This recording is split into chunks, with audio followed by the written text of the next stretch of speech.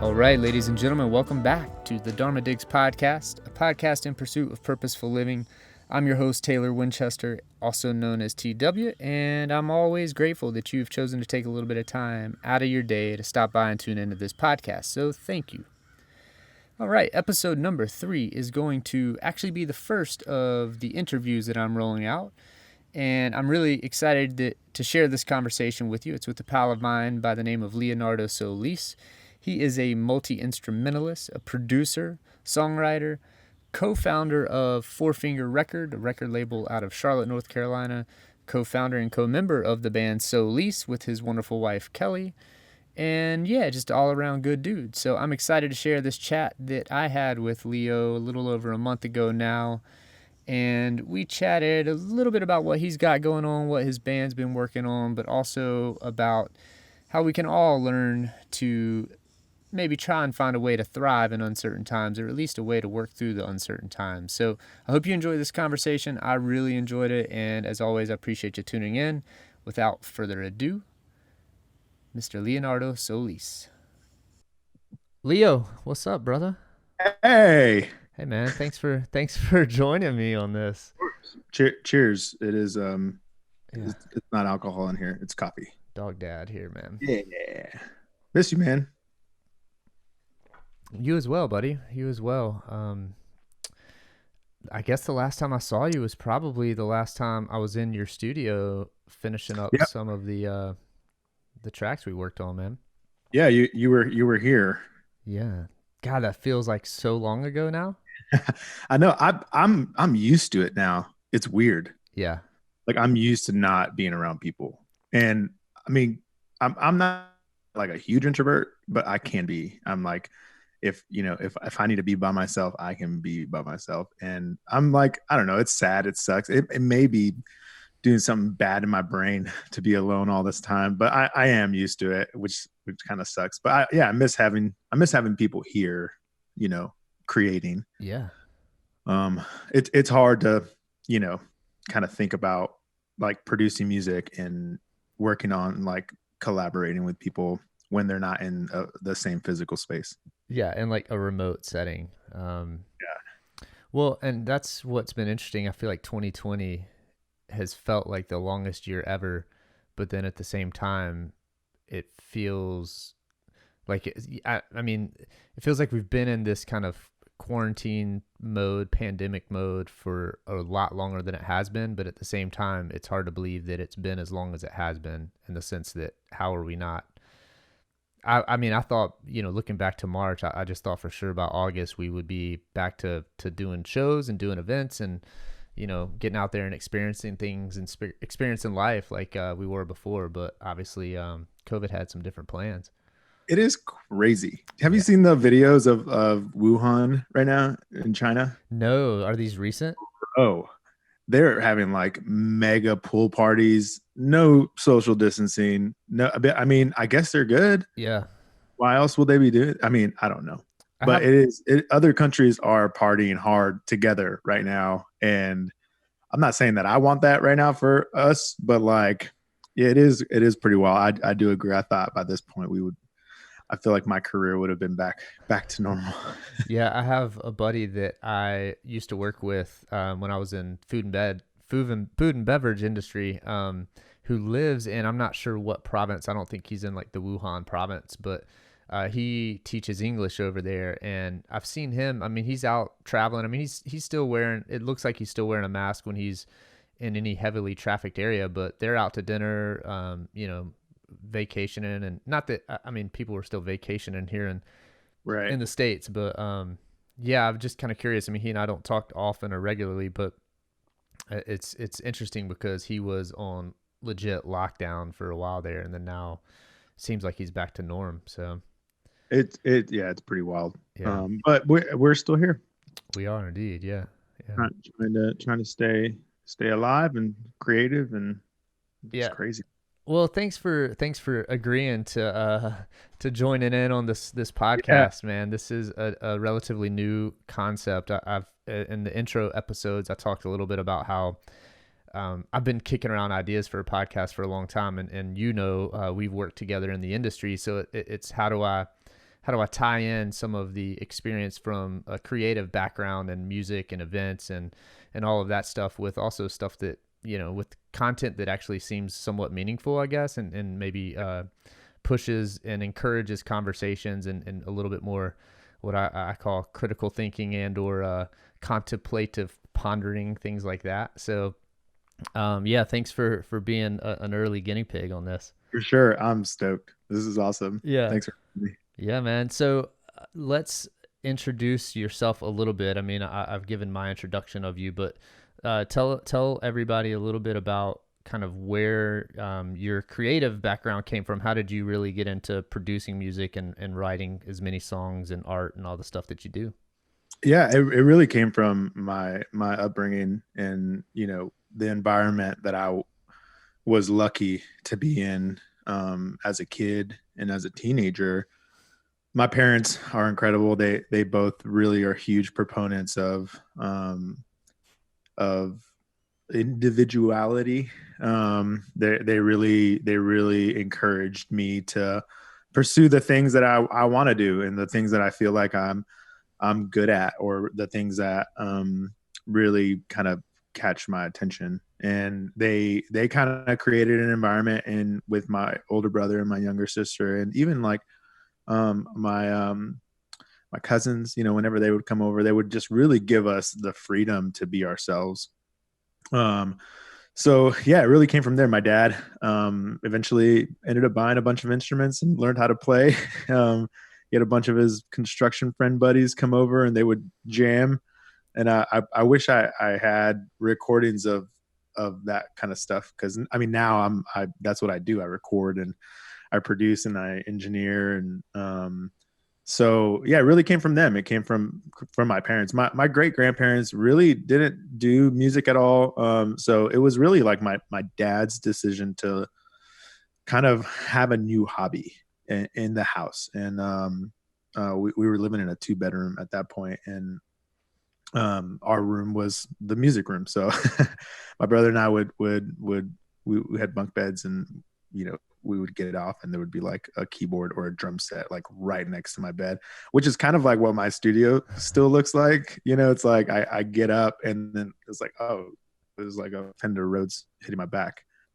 But yeah, it came from them. And like I'm really, really thankful, because I don't know what I don't know what I would be doing. I mean, I'm sure I would be doing something, but music is able to take me crazy places. Yeah, I'm thankful too, man, because it's been an honor to have met you along the journey, man, and I appreciate certainly your musical and or producing capabilities, but I obviously also just the vibes, and you're a good dude, man. So thanks, man. Well, we met a long time ago too. Yeah, it's been many years, and that's kind of the premise in some ways of the podcast is to touch on some of the relationships and connections I've made throughout my journey. And yeah. The whole Dharma digs concept to me is a little bit of what you just touched on, is really like you're super stoked to be doing what you're doing and you find joy, and that's that I assume, and I'm going to ask you about that a little bit. I'm assuming that really feels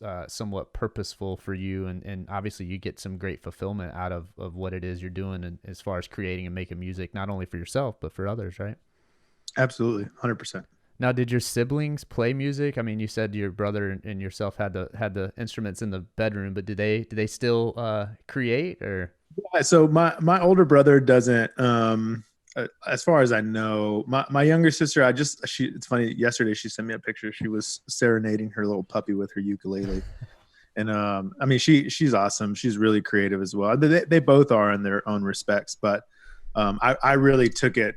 I took it to the far like the obsession side of it. I couldn't get rid of this tick in my brain, of like music at all costs. So like traveling, touring, doing front of house, doing monitors, tour managing, like whatever. Like I was a driver, like whatever I could do to get out of my city and like make a living doing music, I would do it. Yeah. Yeah, that's one of the things in my research and kind of exploring what Dharma really even means. And some of, there's no descript translation in the English language, but in some of the teachings that I've studied upon, it's really that the concept of maybe exploring and doing what you love to do without necessarily doing it solely for the money or for the wealth and it's more, it's almost the journey of doing Right. for the joy of it, and obviously that becomes a byproduct, the money, the success, all of those other things. Hopefully, obviously, you have to commit, and we both know as a musicians, it's not a overnight, nothing's an overnight success. So, Right. um, you I, gotta, you gotta, I completely agree. yeah, Like it really is. At first, it was just like, I just want to do this. I need to get out. I want to experience life. And I mean, for a long time, I didn't make any money, and then, you get to the point where it's just like, oh, like I have to turn in invoices because that's what you do, and then 6 months goes by and then it's just like, you're turning in an invoice. But like, yeah, as a young musician and like aspiring, recordist or audio engineer, I just wanted to work. I want to work with anybody and everybody, any kind of genre, and I've done it all from hip hop to like death metal. yeah. Well, and I think the reason that I like to highlight the creative professionals, and by no means do I want what becomes of this podcast to necessarily like be limited to only musicians or artists or creatives, but I do think that we sometimes as a society forget the importance, or we don't necessarily place a value on the creative arts as a business. And to kind of separate the two in a sense, like Dharma is more about what brings you joy and is not about the wealth or the success per se from a financial standpoint. But, I think if we creatives aren't creating, there's a whole other population out there that maybe they're creative in their own ways, but they're not necessarily in the art realm, but they're consuming the art. And I was listening to a podcast the other day, and it's the On Being podcast with Krista Tippett, and she had a poet on, and they were talking about how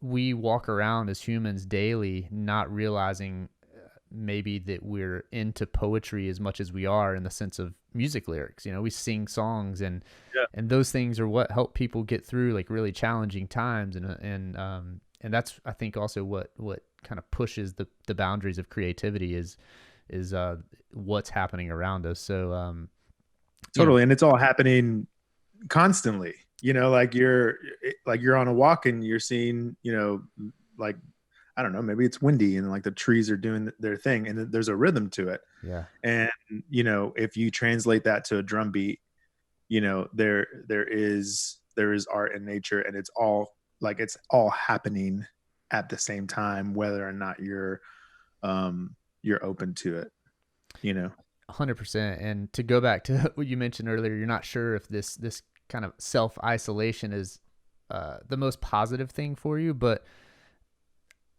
what is interesting is that even though we are in some ways separated in a lot of ways physically right now, I think if not more so important to remember that everything is still connected. And Yeah. whether that means what you just talked about in the sense of you're walking down the street and you're inspired by maybe the tempo of the breeze, and that inspires the art. But from a standpoint of also finding that sense of purpose in life, I've found it's much easier to kind of to seek that when you remember that we are all connected, and everything is connected, and art is really what, in a lot of ways, while it can be a little bit meta, it's what I think is a good reminder of that.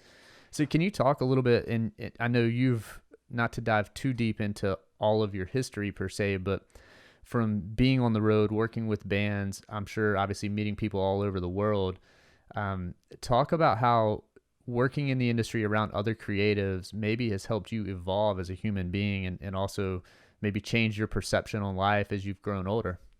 Totally. I think traveling has completely changed my perspective on culture. Obviously, it's one thing to read about what it's like in Hong Kong. It's like one thing to read about what it's like in Italy or wherever.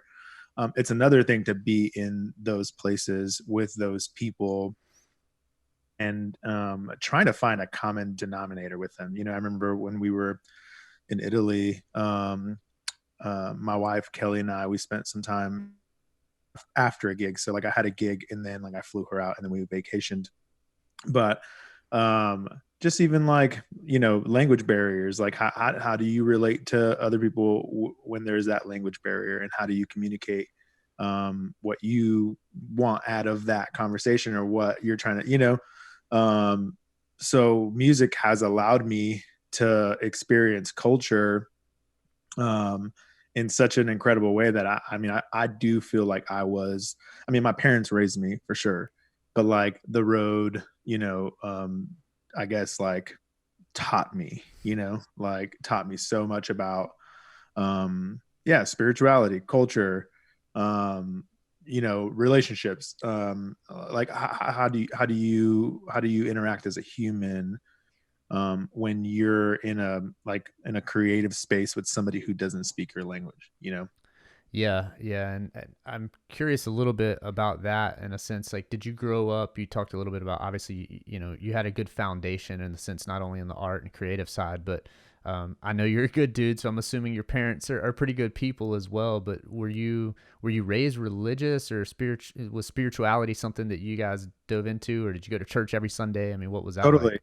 Yeah. I mean, my parents found a Pentecostal, Spanish speaking Pentecostal church in Southern California. So, I mean, every Sunday we were at church. I mean, we were definitely taught, a westernized version of Christianity. So, I mean, we grew up with morals, we grew up with like, very, very honest, hardworking people. My parents came to the U.S. in the '80s, and they came as immigrants, and they found this community every Sunday, with other like-minded, people who like understood where they came from and how they came, and so there was a lot of emotion attached and a lot of spiritual connection attached to that specific place for them. So being able to include us into that weekly kind of ritual, I think maybe gave me like a sense of like, like a sense of community, like, we had a lot in common with a lot of those people that would show up on Sunday. So, I grew up, not cussing, not drinking, that whole thing, and, no tattoos. And, I remember my mom, telling me that if because I mean, she could tell right away, like I was into like skateboarding and like, like heavy music or like hip hop, and like it was never like, I think when we were a little older, it was never like, you can't listen to this, because it goes against God. It was never that. It was more so like, well, if you want a tattoo, then you're going to have to get a tattoo when you move out of my house, Right. like when you're completely self-sustained, then you can make those decisions on your own. So they're very respectful for our, like, again, our individuality, like outside of their protection or their safe haven, but I don't regret, that I don't really like have any resentment towards the way I grew up. I do have my own ideas about what, that westernized Christianity is now and how it does not or does relate to me in my day-to-day art. Yeah. But I mean, I would definitely say I'm very spiritual. I'm very in tune to something that is, much larger than what I can even comprehend or imagine. Um, but at the same time, I'm super, I'm honest. I'm like, I really, I really want to explore what that is. And I think the traveling really helped with that, where it was like, I know how I grew up in Southern California every Sunday going to this church, or even just like the Southern California experience, like, so I did grow up with culture, but then you start experiencing other cultures and you're like, whoa, I don't know about culture. Yeah, there's so much more out there. Yeah, I didn't grow up going to church every Sunday, but I did have a lot of, and at a younger age, I mean, my family, not necessarily my mom and dad, or my parents were divorced at an early age and then both remarried. And luckily, fortunate for me, like the four of them stayed close, if nothing else, just out of concern for me. And that was a major impact also. And I think how I turned out. But yeah, the whole religion thing, like I have nothing against that kind of Western world Christianity, but that is, if anything, that's kind of what I was taught at an early age too. Maybe not every week, or Bible study every week or any of that, but there was still a lot of it around. And I went to a couple of Christian like summer camps that a lot of my friends went to, and it it was a great introduction to kind of religion and spirituality. But to your point, like traveling and realizing that there's just so so many other things out there and cultures and approaches to what religion is and spirituality, that I think as I've grown older, I've kind of started to loop back around to that a little bit more. And I think it's important to appreciate and be open-minded to all of those, and find out of each of maybe one specific style of approach, there's probably something in there that we can all learn from, but it doesn't mean that that's the only way. And Totally. yeah, I think that's part of what I think the search for Dharma and purpose is for me, is what, in seeking that education and that understanding of other people, that's going to make me hopefully understand myself a little bit more too. And That's like the incredible thing about culture. And I live on the east side of Charlotte now, and there's so much culture here.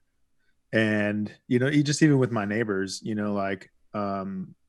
you do, you're right. Like the more you experience other cultures, and the more like, I think unfortunately we can't travel right now as much as we would want, because I mean, I want to get on a plane right now and go like somewhere crazy, but like it's not really in the cards at the moment. But yeah, I think if there's two things that everyone should do at some point in their lives, is like, like definitely travel to other countries, travel to other places, eat incredible food in other countries. And then also the other thing is that I would recommend everybody to work in the service industry at least once in their life, because then maybe you would tip a little better to your yeah, Waffle House and your local Waffle House. yeah, and just appreciation and for other folks. I mean, I've certainly worked in the service industry, and I think a lot of us creative folks that are trying to pursue creative professions Oh yeah. oftentimes have multiple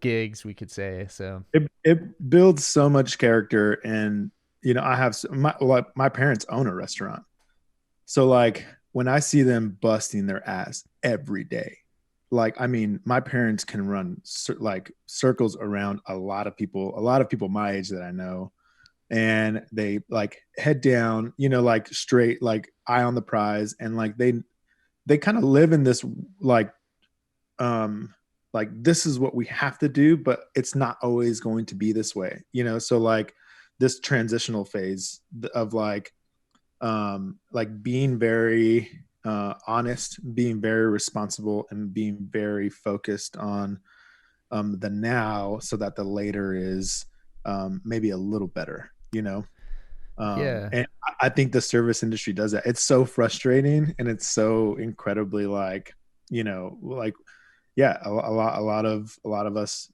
are in that like frustrating middle ground. But I think that develops a little more character. yeah. You've told me a little bit about your mom's cooking before, and so I assume talking about that life's purpose and fulfillment. I mean, they're probably with that head down mentality, not only because it is their livelihood in a sense of it is what provides their income and way, their means of living, but I assume it's also pretty joyous in a sense that she loves, preparing and serving others in that way of bringing that food to life. For sure. And it's definitely become their like there's I think more so for my mom than my dad. My dad is like very he that's not his passion, but he is going to do it, Yeah. my dad has been in construction, and he still does real estate, and he's in investment property now. But yeah, for sure, for my mom, it's like growing up, that's she was home. She was a house, she was a house mom, which I'm thankful for. Like she would make all of our meals, and like there was a sense of pride in that. And like again, culture, like there was so much culture in the food that she would make, and I still make some of the food now, and like I've introduced that to my family, and yeah, so there is that sense of pride and joy, and and ritual, which I think is very important. But it is an art form. Whenever I see her make some of like the crazy like recipes, I'm just like, man, like you're not even looking at like an iPad and a recipe on like Bon Appetit. She's just like, I need this, and like it's just like very, very instinctual and very artful, and she doesn't realize it, but she's really tapping into something. And creative, I'm sure. I mean, obviously trying new things, and it's kind of the way I cook is very much an improvisational style in the sense of tying it to music. I may have read the recipe, but I don't necessarily measure everything out per teaspoon or tablespoon that they recommend. So, and I mean, for me, a lot of the work that I do or the creative stuff that I do is extremely improvisational. So, well, let's transition a little bit. I know I sent you some quotes to ponder prior to this recording, but I'm going to read a couple of things for you real quick, and then let's just jam on them, For sure. I think part of what I'm hoping to gain myself out of this, there's a quote that Ram Dass has that's, talks about everyone is a guru, and that term guru can get thrown around and also get chopped down by a lot of people in today's culture saying guru this or guru that. But for me, it's about having conversations and learning from other people's experiences and culture that we've talked about. So as I've been exploring myself in language and trying to better understand what this existence is all about, it's led me down the path of reading from a lot of other people, and some of these things really stand out to me. So part of what I'm going to do is read them to you and get your kind of input on them too, and hopefully that'll encourage other people to think a little bit more about these things. So this quote is, I've got 3 different quotes, and they all really kind of tie together, and we talked a little bit about, especially under these times, the uncertainty, the chaos, and the emotion that goes along with that when you kind of live in this sense of not necessarily fear, even though there's a lot of fear out there right now, but really in times of uncertainty. And I think what I'm starting to learn is that everything is impermanent, everything is uncertain. As much as you may have thought that you've worked the last 10 years for this to be right where you are right now, all of that can get blown up by something else that you have no control over. So this is from Pema Chodrön's When Things Fall Apart. And this first quote says, "When things fall apart and we're on the verge of we know not what, the test of each of us is to stay on the brink and not concretize." So one more time, when things fall apart, we're on the verge of we know not what, the test of each of us is to stay on the brink and not concretize. That word concretize was like, whoa. What are your thoughts in transitioning from maybe what seemed like normality to what is now the new normal, and how do those feelings of uncertainty drive your emotions and what you're doing as an art form? Yeah. I mean, I think going back to the environment that I was in when I was younger, my parents had an incredibly amount of uncertainty about their lives coming to this country. So that instinct of like, this is hard, like this is incredibly hard. How am I going to eat? How am I going to, and obviously like, my situation is not as dire as like, a person fleeing their country for the sake of refuge. But I think, like, I think that emotion is very, very real, and it's very valid. But I think the environment that I grew up in was very, very much like, there's got to be something maybe a little more after this, like let's focus on this. I give my parents a lot of credit for kind of creating that environment for us. Yeah, and I'm sure at an early age when your parents are going through those things, you as a child maybe you're aware in a sense, but you don't fully understand or recognize that sense of uncertainty. And you hear it like live free like a child, and kind of have that no fear mentality. And as we get older and we kind of become adults and fall into the norms of society, it feels like we're pushed more in the direction of living in fear of the uncertainty. Whereas when we were younger, it Right. was much more natural to kind of just be like, hey, we're just here. This Right. existence is just existence. It's not any, we don't have any, goals necessarily at an early age always. So Right.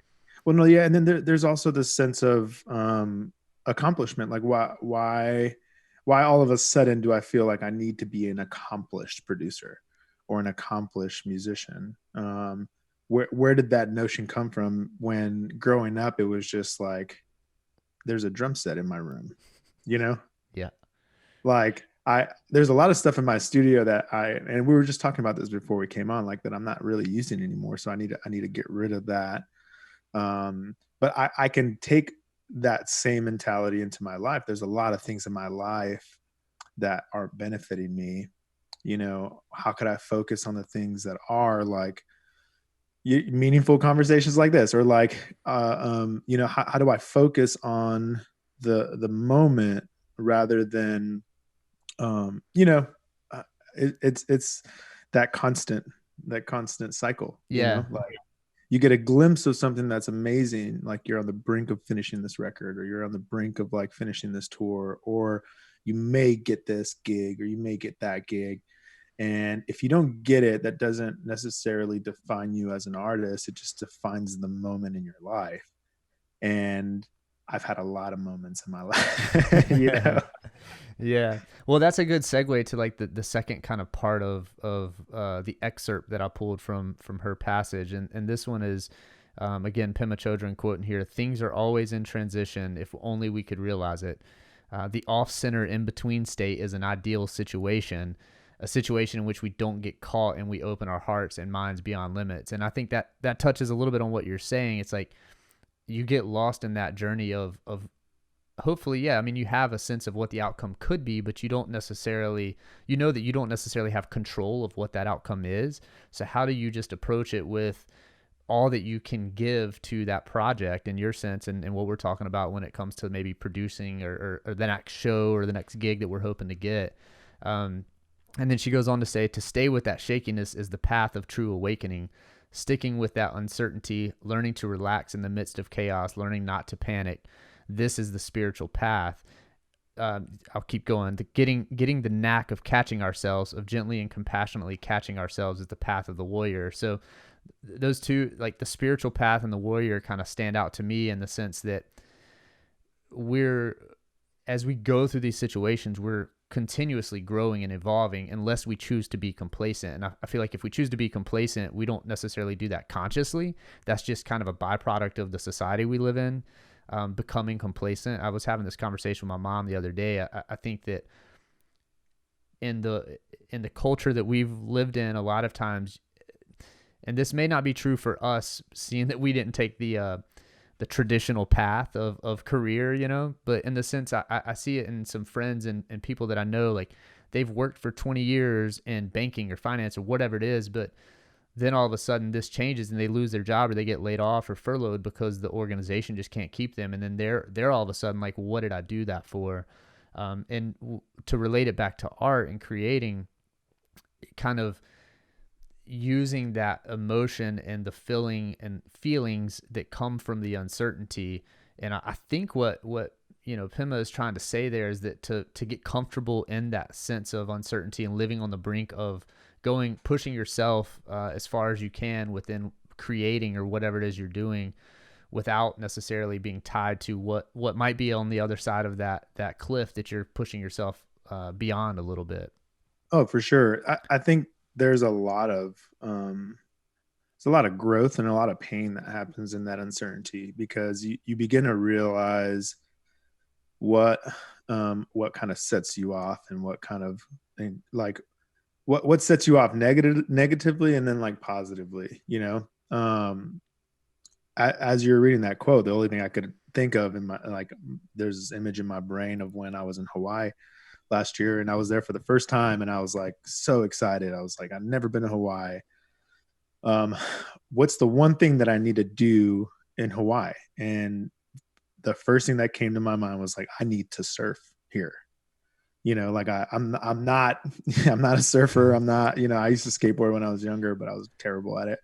Um, and I booked a surfing lesson, and I was just like, I don't care how nerdy this is, I don't care how dumb or like whatever, I'm gonna do this. I'm gonna learn how to surf for real. Like, I've surfed before in the past, but like I'm just gonna go and like somebody, and it was really hard, like incredibly hard.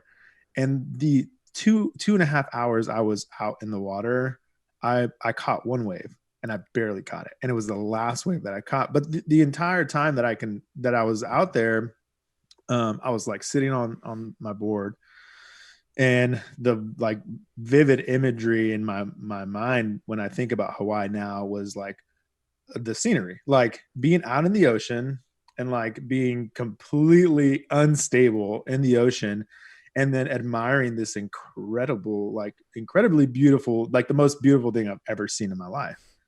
And my goal was to go surfing and to catch waves, but in reality what I took away from it was that like I may not catch a wave, but I'm left with this image of like, if I would not have gone surfing, I would have like I would have not have been inspired by the imagery. I would have lost it. I would have missed it, And I think the same goes for art now. It's like, if you don't stop and you don't look and enjoy, and maybe even like, yeah, it's hard, it's not easy, surfing is really hard, but like you may miss it. Don't miss the moment because your goal is to catch the wave. And like as a freelancer, like I always like to say, like I'm a pretty good freelancing surfer. Like I can catch waves when they're good, and I can get paid, and I can like do the thing. And like I'm trying to be better at enjoying my surroundings and the scenery when it's not good, you know. But yeah, that whole time you were talking about, I just couldn't get that image out of my brain. Yeah, and a thing that I've worked on personally a lot over the last couple of years is a meditation practice, and sometimes that's a guided meditation. Other times it's literally just walking without any music, without any podcast, without any distractions per se going in. And I think in the world we live in today, it's really hard to do that sometimes, or to find a quiet space, or to find time to not be consuming or scrolling on your phone, to not be listening to music. And to your point, like you get out there on that board, on that wave, and you don't have any other option but to just Oh, chill and hope that the next wave comes, but while you're out there, you realize that there's all this other stuff on the other side that you came from. You came from land, from stability, to come out here to some sense of uncertainty and the chaos of the waves, or the rolls. And you're not going to know when you catch that perfect wave, if you even do. But right, it gives you the moment and provides that moment of stillness, and maybe not stillness in the sense that you're floating, but right. just at least kind of separating almost yourself from everything else. Even though everything's connected in a sense, it takes a moment of slowing down, I believe. Not physically also, but mentally, man. That's really a challenging thing to do in today's culture. Totally, yeah. And like in the world that we live in now, even more so, like people are concerned about getting their rent paid, and not losing their homes, and like, where's that next paycheck going to come from? And I think this is such an important topic to talk about, because I think mentally we can maybe evolve, post pandemic. And whether we evolve in a negative way or in a positive way, the reality is that like it's moving, like it's constant, and the uncertainty of that is very unsettling. But like, yeah, I totally agree, and I'm learning how to just disconnect for a bit. Yeah. That do not disturb button on my phone is real. It can be used. Yeah. Yeah. I think I've talked to in the last couple of weeks, just working on some other stuff, talking to people that I haven't talked to in a while on some things, but I'm hearing, and these are people that have different backgrounds, not just like me and you that are in the art space and kind of collaborating on stuff like this, but I'm hearing more and more folks from differing backgrounds talking about how this whole pandemic has allowed them to kind of level set a little bit with what they were going into 2020, and a lot of people were probably like this because the economy, everything was just chugging along, and they're like, yeah, we're this is going to be a great year for us as a business or whatever. But then all of a sudden they're just re-examining priorities, even as business owners, to what ends are they chasing with that business, and is that what's important to them in the grand scheme of things. And I think that goes a little bit with the shakiness of where we are now. It's definitely opened the opportunity for people to say, for everybody, and hopefully we'll see a benefit of this in the long run, but for everybody to kind of be like, well, why was I doing it this way? Do I have to Right. do it this way? Totally. Like who told me to do it this way? And I think I've been like pretty good at that. Like I don't really like, even with my like producing and going back to like how I produce, and I'm very, just because somebody wrote it in a in a blog or in like some review, like I'm not going to use that microphone the same way you used it. You know what I mean? Like I really, there's a theory side of my art which I appreciate, but then I also I don't need the extra, like let's plug it in, let's get some noise, and if you experience that with me too, it's like why why do it this way, or like even why um like that was a snapshot. That's why it's called a record. It's like a record in time, like let's capture it, let's move on, because there's so many other moments and so many other records that is going to happen in your life. And but yeah, I think post pandemic and post the reality that we live in, it is going to be like, why did I do it that way? Yeah. Why was I living in a city paying a tax to not benefit from the amenities? Like why, yada yada. Like there's a lot of things even in my brain right now that I'm just like, um, why does it have to be this way? You know, Yeah. and Yeah. and how do I spend more time doing what I love versus So yeah, I totally agree Yeah, with and that. that all goes back to the Dharma digs, man. We're all digging in to try and figure out really what is it that brings us joy, and how do we do more of that, right? Because the one thing that I keep in some of the studying I'm doing, a lot of it, yeah, some of it's coming from more of an Eastern philosophy of spirituality and religion, in the sense that we need to almost openly acknowledge and accept we're all gonna die.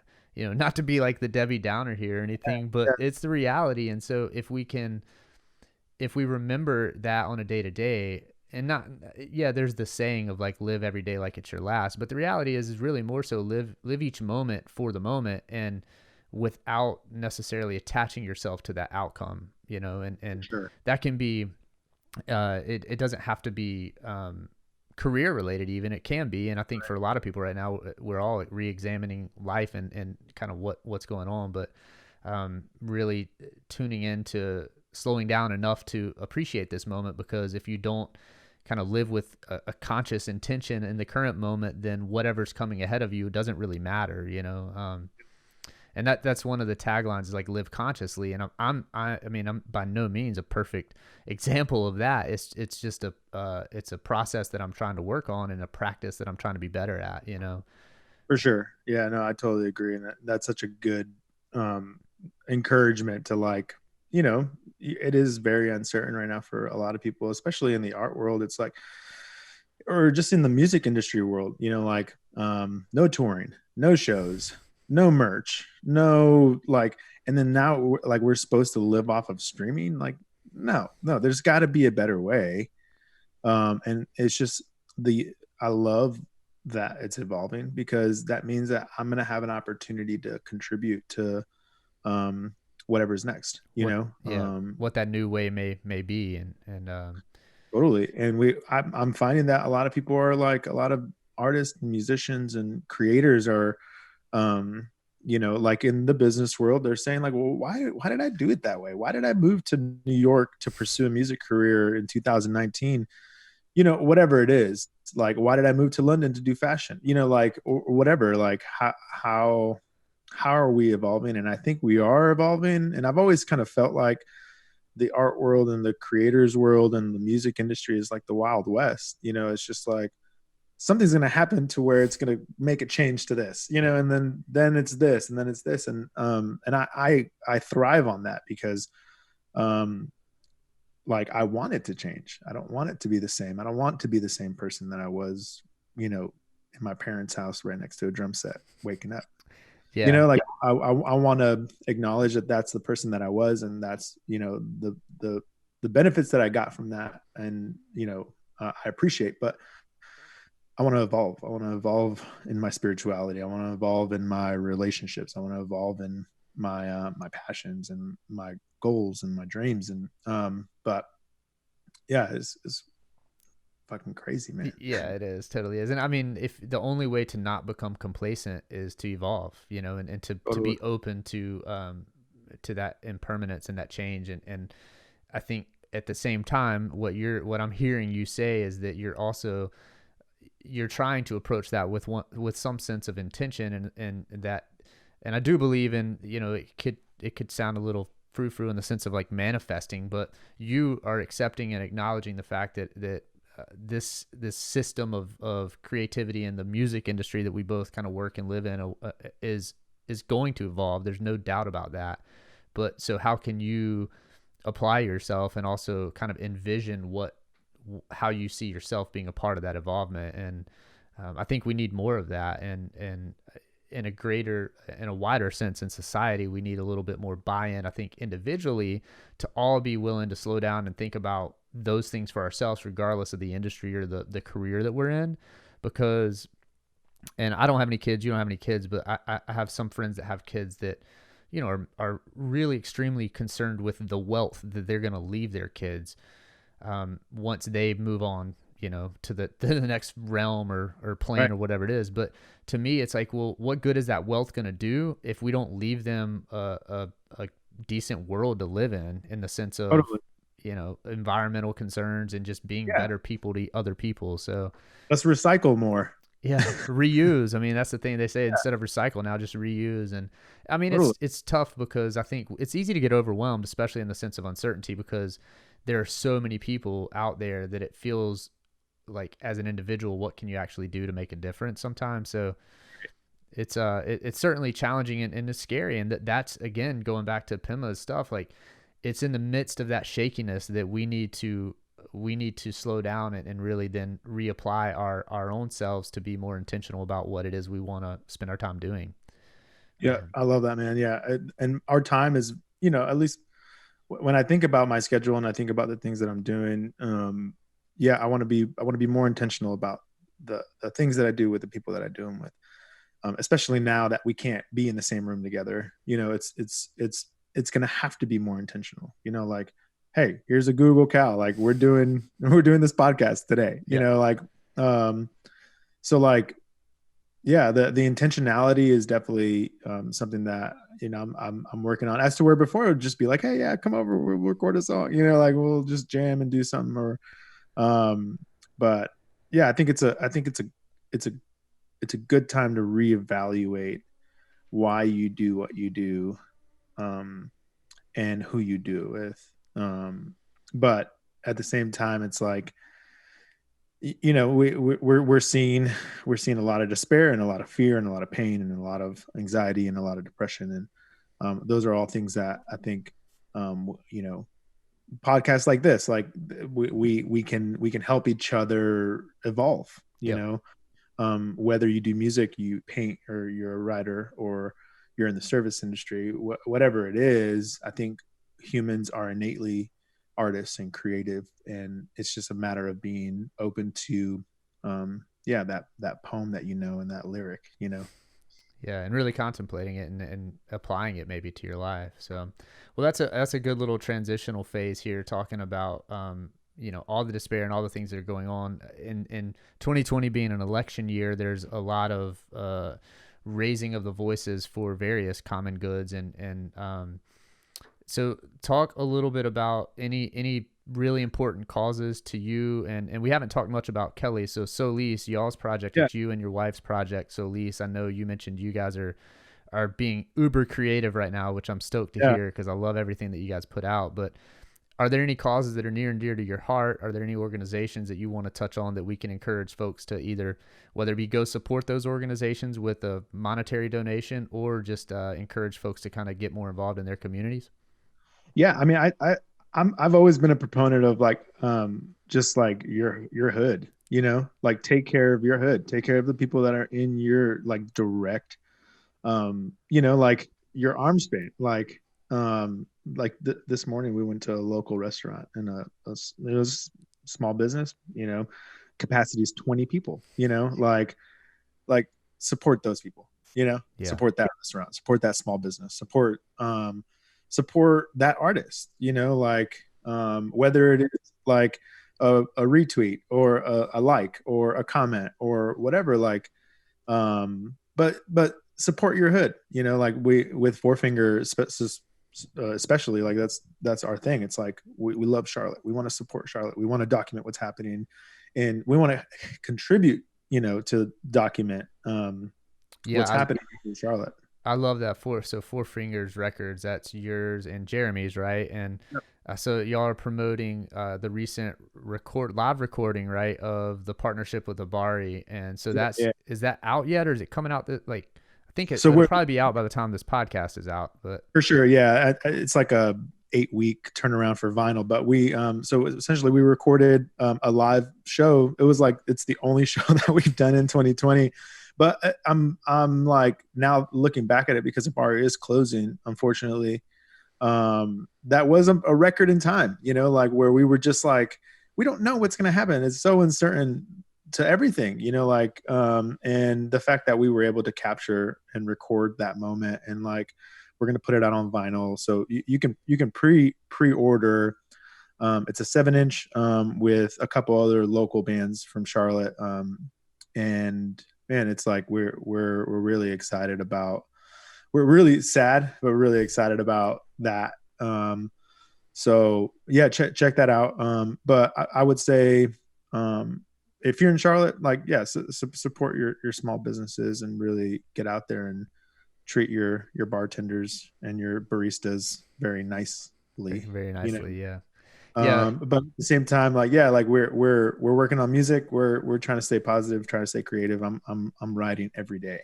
Nice. So I've been really inspired, and I'm lucky um, to kind of, enjoy the scenery. Yeah. Is there anything that's coming together now from a process standpoint? I believe you mentioned before you do a lot of music. Kelly does a lot of the lyrics.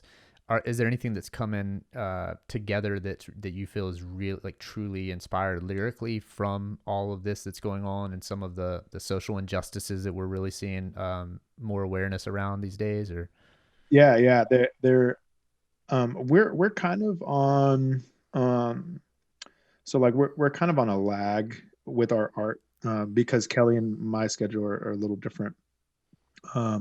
So we tend to work on content that we created, like 3 or 4 months ago, and then we're just like we're constantly doing that, but no, there is definitely an awareness to what's happening across, the country and across the world with injustice. And Kelly and I are both really, really excited to try to help bring awareness to that in the way that we know how.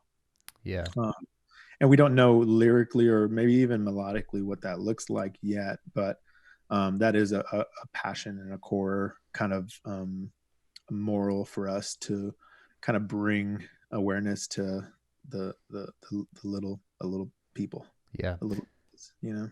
Yeah, I'd say with my experience listening to y'all stuff lyrically, sometimes it's I don't always necessarily feel like I know exactly where it's going or what the story is. But to me, like that, I love that. It's really it's an opportunity to read between the lines and kind of make it, as a listener, really kind of mean what you want it to mean to you. But as a songwriter myself, I know sometimes there's like little snippets that a line comes out because of something that I heard on the radio or read in the news, or the conversation that I had with a buddy, Sure. that is totally relevant to the times, but the overarching theme of the lyrics of the song maybe don't always speak to that. But it's Right. really, it's it's, I'm always intrigued to hear, and because I know that right now, as emotions are high, as a creator, you kind of go in and out of feeling like you've got that creative juice. And I'm stoked to hear that you're creating every day, because, as I said, I love what y'all do. So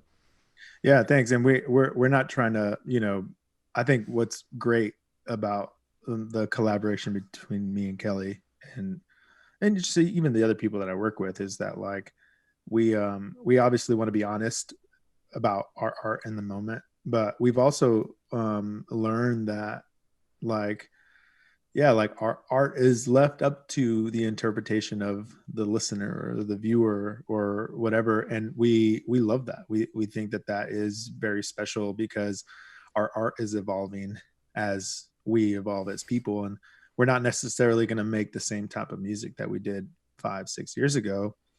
But that doesn't mean that, like, you know that like, I listen to some of our old music, and it's just like, man, I remember that. I remember when we were going through that. I remember when, like, this happened. I remember when that happened. And then now, like, or at least not now, but like when we would play shows, people would come up to us and be like, man, like that one song you were talking about really reminded me of my girlfriend. And I'm like, oh, this is like, I'm going through this thing right now. Like, so it's like, it's hilarious. It's funny, but it's really real to the listener. And I don't know, that we've also had people come up to us and they're bawling their eyes out. They're like that, when you said that one lyric, that completely changed my perspective of you and your music, yeah. you know, and their interpretation of that. And like, art is so freaking crazy, man. It's so cool. It really does have the power to change your mind on a lot of things, Yeah, full circle. I mean, it goes back to where I feel that there's a lot of spotlight on art and creativity and music, specifically in our situations, but it's also kind of hitting back home to what it can do for the listener, and evoke the emotions that it can evoke, and really the hopefully, opening people's minds a little bit to be more understanding, and consider some other things. So Sure. um, well, dude, thank you so much, man. This has been great. As Leo says, get out, support your local organizations, your local small businesses. I know you would say to definitely get out and vote this year, make your voice heard. Yes, yes, Um, yes, absolutely. I mean, there's no better time to evolve, like this is our moment. And I'm really, really excited. As hard as it's been this year for everybody, like, you're not alone. There, if you need help, there's organizations, there's places you can go to. Just reach out. If not to Taylor, reach out to me. Reach out to my band. Reach out to Four Finger Records. Whatever it is. But yeah, let's evolve. Let's move forward. Let's enjoy the moment. Let's enjoy our families. But yeah, I'm excited to see what happens next. Yeah, man. Well, I appreciate you taking the time, and we'll have to schedule some time down the road as like a recap, second interview, and kind of see Yes. how we've evolved, and how the conversations evolved. And so Leo Solis, Sound of Solis, is it at Sound of Solis on Yeah. Instagram? So, yeah, on all the socials, at Sound of Solis. And then if you want to follow me on my personal pages, it's at Sound of Space. But yeah, hit me up. Let us know, how we can help, man. Hell yeah, dude. Thanks so much again for being here. Everybody, we will tune in next time, man.